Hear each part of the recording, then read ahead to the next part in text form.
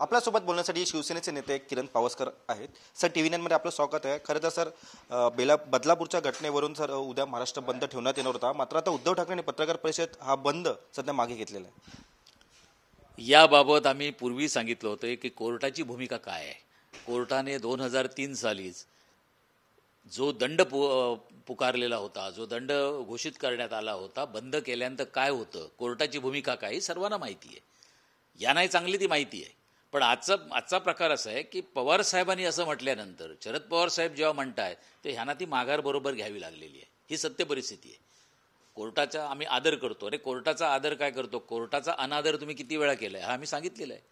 कोर्टाच्या बाबत आपली काय काय वक्तव्य आहेत ही आमच्यासमोर आहेत.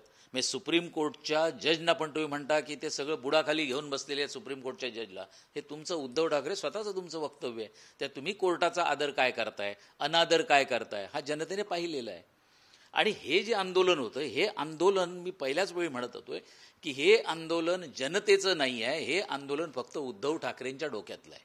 आणि त्यांचा राग एकाच गोष्टीवर आहे की शिंदे साहेबांनी ज्या पद्धतीने त्यांना खुर्चीवरनं खाली उतरवलं आणि घरी बसवलंय, तो राग डोक्यासमोर ठेवून आणि विधानसभा 2 महिन्यात येत आहे त्याच्या निवडणुकीसमोर डोळ्यासमोर ठेवून केलेलं आंदोलन होतं. आणि जनता याबाबत अगदी व्यवस्थित जनतेला कळलेलं आहे की ही व्यक्ती कशासाठी आंदोलन करते, काय करते.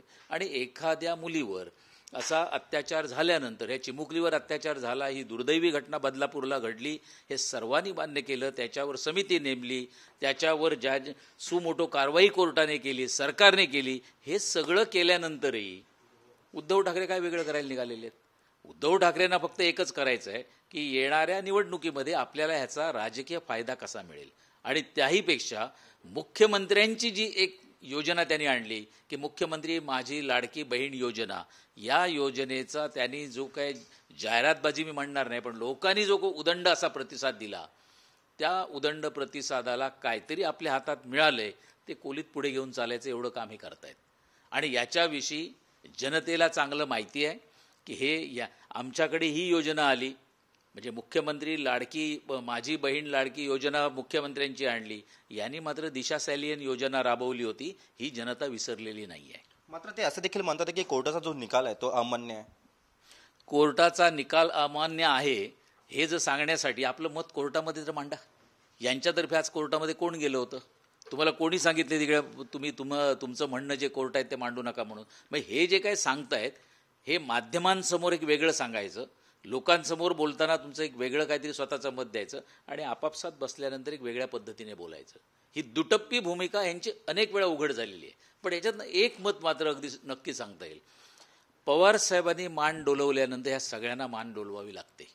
महाविकास आघाडीमध्ये सगळंच आलबेल आहे असं तुम्हाला मानता येणार नाही. कारण पवार साहेबांनी सांगितलं आंदोलन मागे कोणी घेतलं, पवार साहेबांनी घेतलंय, यांनी नाही घेतलेलं आहे. त्या घोषणा ही पवार साहेबांनी केलेली, यांनी फक्त ते आता मान्य केले, करावं लागलेलं आहे त्यांना.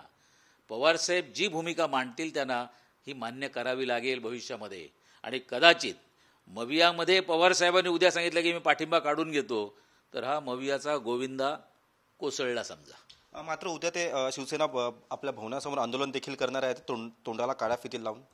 त्यांनी आता वेळ पण दिली आहे त्याच्यामध्ये, म्हणजे किती वेळ मी करणार आहे ही पण वेळ त्यांनी डिक्लेअर करून मोकळे झालेत. म्हणजे आम्ही जे म्हणतो सरकार चालवताना घरात बसून चालवायचे, तसं आता आंदोलन पण मी 1 तास करणार आहे, त्याच्यापेक्षा जास्त वेळ नाही आहे त्यांच्याकडे. आणि खरोखर जनतेसाठी असतं, हे उत्स्फूर्त असतं, तर तुम्ही 24 तास तिकडे बसला असतात. त्यापासून तुम्हाला कोणी थांबवलेलं नाही आहे.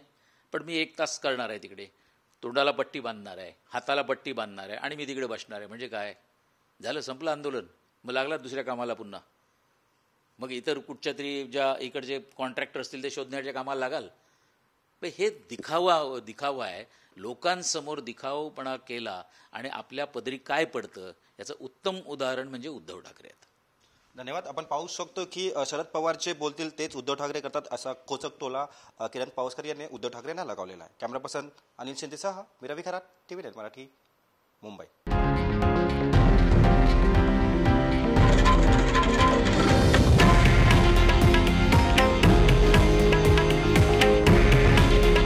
हे आहे देशातील नंबर 1 न्यूज नेटवर्क आणि आपण पाहत आहात TV9 मराठी. काळजी तुमची, हित महाराष्ट्राचं.